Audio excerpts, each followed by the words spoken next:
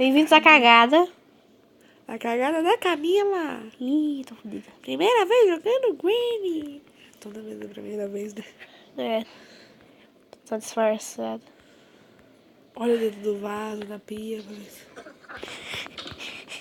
Entra no armário, entra no armário. Que armário? Que armário? Aí abre. Entra.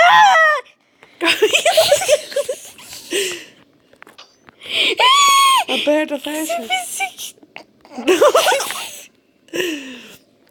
Camila. Ai, a porta do armário. Tô morrendo.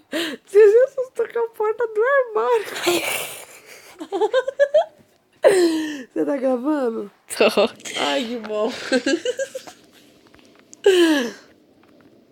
A melancia, pega. Melão.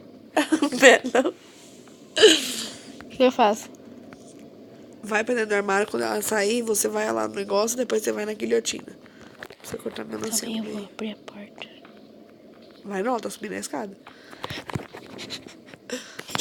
Eu tô prendendo. Pelo menos você se sente mais seguro assim, né? Pelo buraquinho. Por aí. Na melancia aqui dos leves. Minha melancia. Demônio. Olha, foi a melancia pra tacar nas costas da Camila. Lembra da história do senhor Fernando? Fernando. Leandro.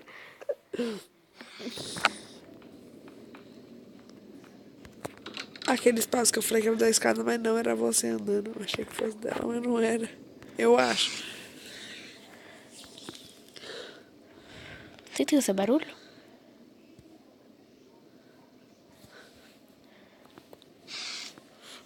Aí eu vou morrer também. Se entrega. Hã? Se entrega aí pra você morrer. Pera aí. Joga o melão no banheiro. Então, né? Você rola na escada. Abre. Levei um susto com Abre a porta da certeza. geladeira. Levou na cara. Obrigado, vida. Obrigado, dia. Tchau.